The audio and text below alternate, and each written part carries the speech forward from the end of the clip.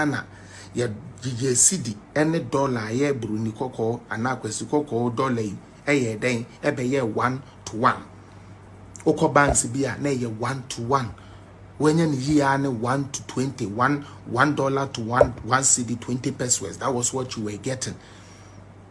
And almost started ya almost NDC for me cause almost incompetent ya montiase and almost started sa na me almost oh and akufo diska and akufo e kronfo and akufo appointees to say and akufo akwa wonta for free and akufo akwa say and akufo diska and no mo yes ah na to Ghana for dream and yes sa dia ya pamo MPP for yes yo NDC sa dia mo so munya nkopon adwen ode ma mo se yemfembu man no mo so mo ngina mo fa meto aso afi mo ma menkyere Ghana for the ntia NPP will forever be the best party ever than any party in Ghana mo ma menkyere made ya ba ye no na niama ejija nyankopon adawroma ye papa kufuo bo moden ya piepia ya ma yebedu middle income low middle income country na chere say ye fa ye ntoma pa efra no enye no kwando dija ye yo ye papa ja ye oil na ya ye ne discovery ye wi afede ye be start tuning into commercial quantity ye ka commercial quantity ye chere say dia ye tunu ye tumi aton nye oil kakra ye test nembum oil ya ye betumi atu na ya ton oil wo hwe so eno na ama Nigeria aye Nigeria Russia and Ukraine here no mabe gidigidi eye oil ye bi na ama na yeden ama na be important kura meteso Canada oil is for part of the things a omunya ewo ho enti oil ya de papa na moma mensan kai mo say sa oil ya ye ka ho asemi na ebere bia ba ma ye papa kufu aka say ye nkope ska yi di betu oil na Ghana ye nyamo adodode e na party bi Dr. Ren in the party for no be gina say hey dabi eya adwongo nti ye ma monko se Ghana scan fan ko hwehwe adwongo megu ye nimu ase na president Kufuor fight ya no nya asa oil afei ebedu omoso no na afei ye to oil in the commercial quantity na afei mi bebisa wo Ghana ni amebetena akasa na monnimu ye me e ka dia monte ase ne say everything in this country NDC for say John Mahama na ye eti former the late president Jerry John Rawlings ne 19 years no wanya hwe wo Ghana ha hey wo bo Trafalgar Hospital ayi offer enye ayi ka dey saying 2098 hod mu baby 98-99 ado mo ye Trafalgar Hospital that time ayi John Mahama no yeden yes I tell no ye no na certain no ya samre man no a chance wo ba na okay 98 no a deputy communication yeah no actually no he was deputy communication minister actually 98 actually oba be minister oh okay that good that time ano musi sa hospital no eso wo mo boss a wo mo se John Mahama ne see are they telling us say the late Professor Mers oba e wa anya hwe e wo Ghana ha say everything yes say ye ka say John Mahama ene ye na over wonim omutimi ka enura sami kokumasi Sunday enti enura me ba na yedru airport no ana na me ka kire nkrofo say monhwe sa terminal yi ya trobo kakra Kumasi International Airport very beautiful over ana me ka kire say me ba be yi old picture of John Mahama time International Airport Kumasi International Airport one who the old terminal ya ye use sabri o say odru ha ya tro Kumasi Airport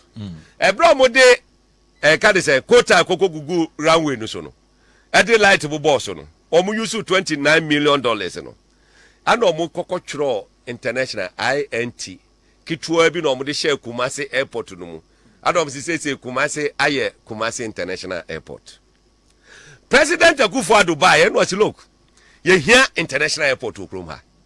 edeja okoye otonsa frɛ otufo adom ko kate sort ade yasi airport wi kama me say over wonda hodo hu a efe bruta efe angasa hey NDC for sorry Eriko Pokum ni agigaga hey ye ka ye boye na hwe Kumasi International Airport ya yesi ka ho yi ze debeka international port ben oh yeah omo gigaga no anti ho NDC me say Eriko Poku wodun na de lead ade no wasi John Mahama ka oboye nyina 120 billion no Kumasi International Airport ka ho interchange ka ho Pogwasi chese everything Akufo-Addo ye bi ka ho airport terminal 3 omo antua kapre yes enne Ghana airport wo ho no omo revenue more than 90% the service debt. That's right. Terminal 3 debt. I told them say adie we ya elsewhere come be no be 100 or 120 cedis no 120 million dollars. This close to 250 million dollars. Offer. Afena Ghana airport egusutia. She ye ba ban mu no. That terminal 3 30% complete. Yeah. Ya foundation and ya raise pillars. Asa? Me ma Mrs. Radapa. Na president catch say look, you make sure. Momo na pay school because for my card come momo na penny ama we ya wan kasa obetumi dia build wo ho aban ne de ane say o man no mufu ni nyina bedi ye enye se mekwasi apia medi ye enye se menu Erika je bedi ye enye se Nesco me bedi ye enye se chairman Blay bedi ye dey be no man ni nyina ebedi ye because ye to abayi said dey be obi bedi ye na ohwa o man a omo a ye to abama omo a omo man ni nyina ndi ye ne de eba ne say eba no school a omo ka echire eba no health a omo ka echire eba no transportation omo ka echire na ye ni na ye hu bi me fa se 2012 metume kura twemo akọ echire edumako all the way to 2009 because that is where your papa go feed ye wu kufo eja yesi ye fefefe ani edwen sanka Ghana wasi ne mranti bomu wasi ne maba wo bom anka Ghana be page mu ene ye say yankofa matrai makọ afuo bi so mbra say oh enya dan ya omo no de political party no atechere man ne paint yansa fan show monsa ne yenhwe de omo beye wo a wote wanyame na meka ye ni na yenim ya papa president kufo adwuma wo ye ode Ghana beduriye a ye nuanom yi betwen yan ade yakọ hye IMF nsa na ende etumi be gina TV so tumi gina radio so say I handed a good economy a light bill na wuntua good economy a sebe wo mbabu no pa adwuma a wo se wonya magician good economy na nso wankasa wo party fu ande didi ho kra no ma fonfon ene same jamfi opposition no ho aye fekurasion president ye tikuro mu ha sa nete but all of it comes to show you say when you are only for the money,